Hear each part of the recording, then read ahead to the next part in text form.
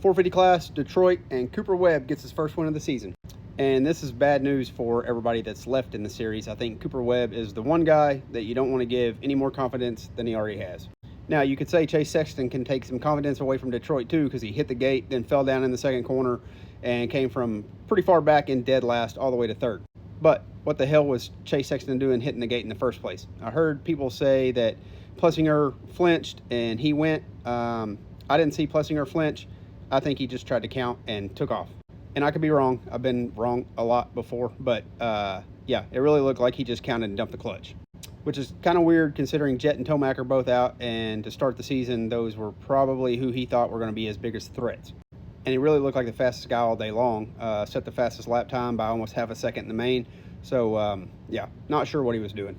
But you do know Webb is sitting there watching that, doing this right here. But also main event from Webb and Roczen, and obviously Sexton too. But Webb followed Roczen the majority of the main event, and we've seen that play out a number of times. I really don't know what Kenny could have done different, the way those turns were opened up on that track. And he was having to kind of dart to the inside and not be able to make sweeping lines because Webb was there every corner, showing him a fender, revving the bike. Yeah, I really don't know how Kenny could have defended that. Only thing I know he could have done was pass Webb right back immediately and put in a couple of sprint laps. But looked like Webb had his number most of the race. He had dropped back, try some different lines. We saw Webb jump through the whoops, give up a little bit of time, close the gap right back down. So I think Webb just had a little bit more pace, especially at the end of the race. So Webb with his first win of the season, Roczen second, Sexton from last to third. Malcolm Stewart, week off of his first ever 450 win, winds up fourth. Justin Cooper fifth. Jason Anderson was running fourth for a long time, fell, winds up sixth. Barsha seventh.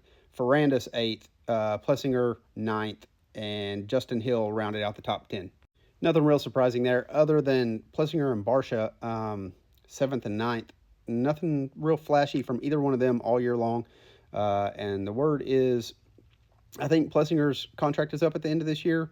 Barsha and Stewart's also, I believe. And I think they are eliminating either Husky or Gas at the end of this year. And it's going to be 450 for one of those teams, not multiple teams with multiple guys. So, yeah, they could be riding for a contract next year.